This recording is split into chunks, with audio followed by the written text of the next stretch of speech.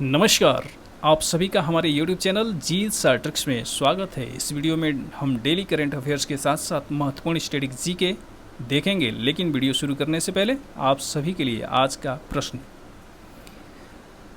है, प्रत्येक आम चुनाव के बाद पहले सत्र के आरंभ में राष्ट्रपति संविधान के किस अनुच्छेद के तहत संसद के दोनों सदनों की संयुक्त बैठक में विशेष अभिभाषण देता है? ऑप्शन है अनुच्छेद 108, अनुच्छेद 87(1), अनुच्छेद 86(1), इनमें से कोई नहीं। इस प्रश्न का उत्तर आप सभी कमेंट बॉक्स में दीजिए और इस प्रश्न का उत्तर इस वीडियो के अंत में दिया जाएगा। आइए वीडियो को शुरू करते हैं और आज का पहला प्रश्न लेते हैं। पहला प्रश्न है, अंतर्राष्ट्रीय चीनी संगठन की 64वीं परिषद की बैठक की मेजबानी किस देश ने की? ऑप्शन है मलेशिया, क्यूबा, भारत, ब्राज़ील। तो इसका सही आंसर है Bharat. ISO international sugar organisation, ये है फुल फॉर्म। इसकी स्थापना 3 दिसंबर 1968 को हुई थी और इसका मुख्यालय लंदन में है और इसके जो सदस्य देश हैं 85 हैं। चीनी का सबसे बड़ा उत्पादक देश ब्राज़ील है और दूसरे नंबर पे है भारत, और चीनी का सबसे बड़ा उपभोक्ता देश भारत है।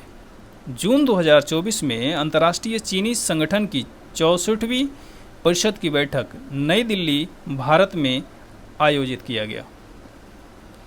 अगला प्रश्न है, हाल ही में बंकिम चंद्र चट्टोपाध्याय की कौन सी जयंती मनाई गई? ऑप्शन है 150वीं, 247वीं, 100वीं, इनमें से कोई नहीं। तो इसका सही आंसर है 150वीं।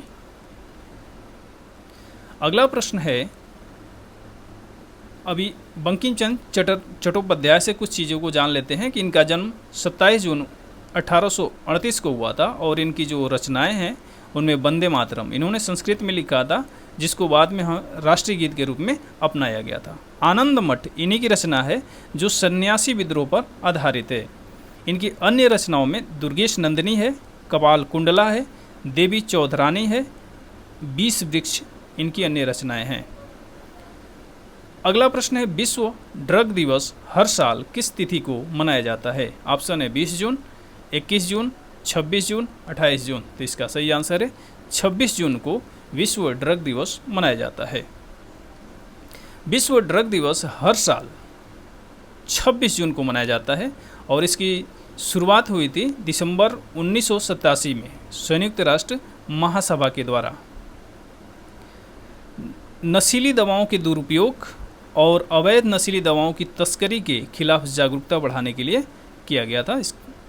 2024 का थीम था, साक्ष्य स्पष्ट है, रोकथाम में निवेश करें। अगला प्रश्न है, हाल ही में किस राज्य सरकार ने मुख्यमंत्री माझी लड़की बहन योजना शुरू की है? ऑप्शन है मध्य प्रदेश, महाराष्ट्र, आंध्र प्रदेश, राजस्थान। तो इसका सही आंसर है महाराष्ट्र। मुख्यमंत्री माझी लड़की बहन योजना महाराष्ट्र सरकार के द्वारा शुरू की गई है और इस योजना के तहत 21 से 60 वर्ष की आयु की सभी महिलाओं को 1500 रुपये प्रति माह वित्तीय सहायता दी जाएगी। यह योजना जुलाई 2024 से लागू हो जाएगी। महाराष्ट्र का सामान्य ज्ञान देख लेते हैं। यहाँ के प्रमुख जो नृत्य हैं, कोली है, लावड़ी है, धनगरी गज है, पोआना है, तमाशा बार बार पूछा जाता है, लेजिम, डिंडी, गोधल यहाँ के प्रमुख नृत्य हैं। जबकि जो त्यौहार या उत्सव कौन कौन से हैं, तो उसमें प्रमुख रूप से गणेश उत्सव, गुड़ी पड़वा कई बार पूछा गया है परीक्षा में, नराली पूर्णिमा, एलोरा उत्सव, पोला, काला घोड़ा महोत्सव भी पूछा जा चुका है।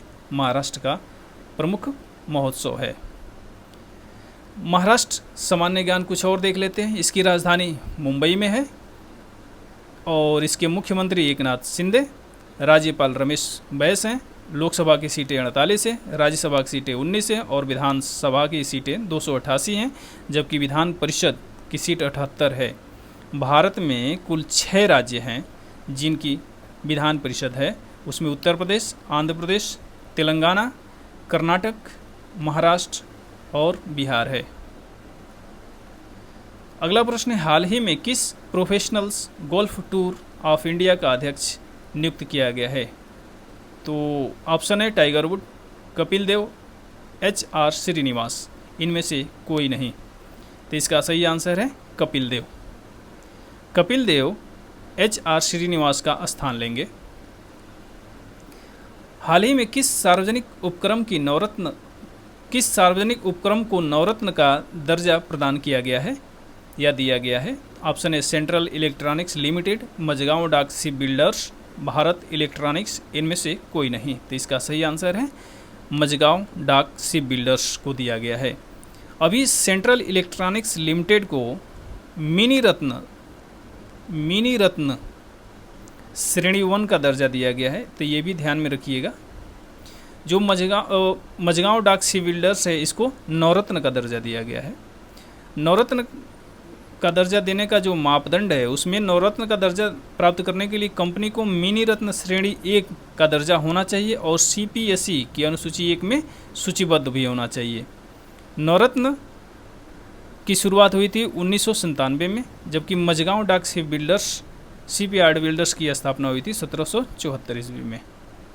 अगला प्रश्न है, साल 2024 का प्रतिष्ठित पेन प्रिंटर पुरस्कार किसे प्रदान किया गया है? ऑप्शन है अरुंधति राय, माइकल रोशन, हनीफ कुरैशी, इनमें से कोई नहीं। तो इसका सही आंसर है अरुंधति राय।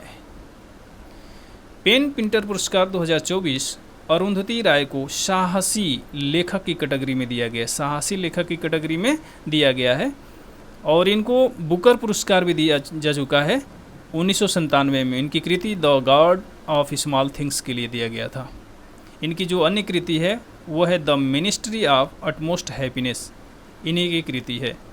पेन प्रिंटर पुरस्कार यह प्रतिवर्ष यूनाइटेड किंगडम, आयरलैंड, राष्ट्रमंडल या पूर्व राष्ट्रमंडल में रहने वाले किसी लेखक को अंग्रेजी में लिखे गए साहित्य के लिए दिया जाता है। ठीक है, और इसकी स्थापना 2009 में हुई थी।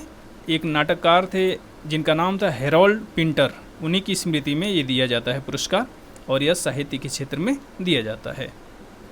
अगला प्रश्न है, कॉमनवेल्थ लोकल गवर्नमेंट फोरम की वार्षिक बैठक का आयोजन किस देश में किया गया? ऑप्शन है ऑस्ट्रेलिया, भारत, श्रीलंका, ब्राज़ील। सही आंसर है ऑप्शन सी श्रीलंका।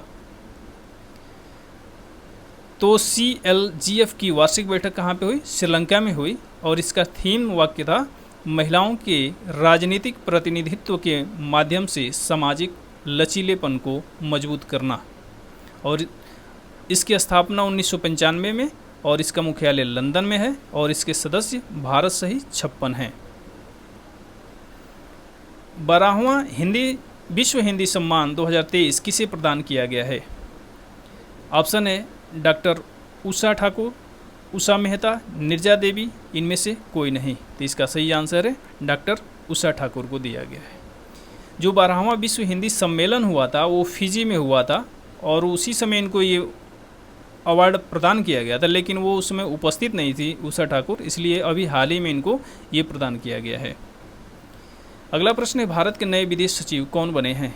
ऑप्शन है विक्रम मिश्री, विनय मोहन क्वात्रा, एस जयशंकर, इनमें से कोई नहीं। तो इसका सही आंसर है विक्रम मिश्री बने हैं, ये विनय मोहन क्वात्रा की जगह लेंगे।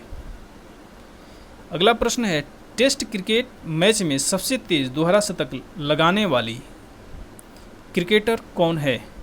महिला क्रिकेटर कौन है? ऑप्शन है एनाबेल सदरलैंड, मिताली राज, स्मृति मंधाना, शेफाली वर्मा।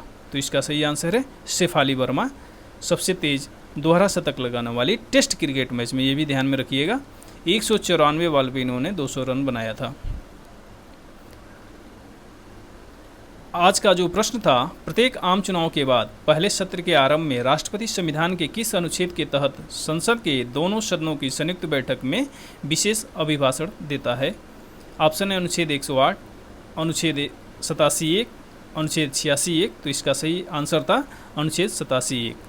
87(1) में कहा गया है कि जो आम चुनाव होंगे उसके बाद सदन का जो पहला सत्र होगा उसमें राष्ट्रपति संयुक्त रूप से दोनों सदनों में विशेष अभिभाषण देगा।